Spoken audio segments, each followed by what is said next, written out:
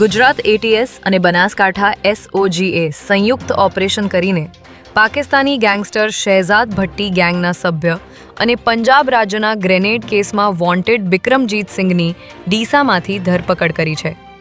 સુરક્ષા એજન્સીઓને ચોક્કસ બાતમી મળી હતી કે પંજાબ પોલીસની રડારમાં રહેલો બિક્રમજીત સિંઘ ઉર્ફે વિકી બનાસકાંઠા જિલ્લાના ડીસા વિસ્તારમાં છુપાયેલો છે, જેના આધારે એટીએસ અને એસઓજીની ટીમોએ વોચ ગોઠવી ડીસાના એક હાઈવે પર આવેલા ઢાબા પરથી તેને દબોચી લીધો હતો।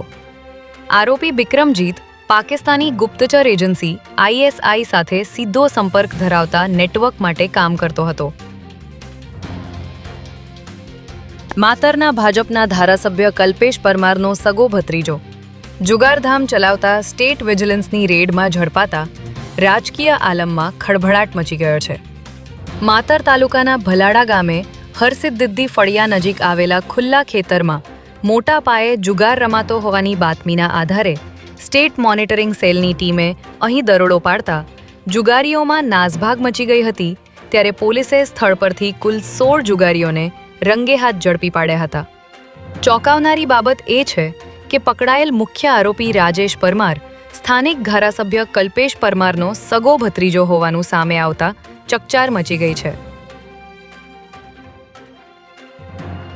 ગુજરાતમાં આગામી સ્થાનિક સ્વરાજ્યની ચૂંટણીઓને લઈને વહીવટી તંત્ર અને પોલીસ વિભાગ એક્શન મોડમાં આવી ગયું છે, ત્યારે 15 મહાનગરપાલિકાઓ અને જિલ્લા તાલુકા પંચાયતની ચૂંટણીમાં શાંતિપૂર્ણ મતદાન થાય તે માટે રાજ્યના 1.25 લાખ પોલીસકર્મીઓની રજાઓ તાત્કાલિક અસરથી રદ કરી દેવામાં આવી છે।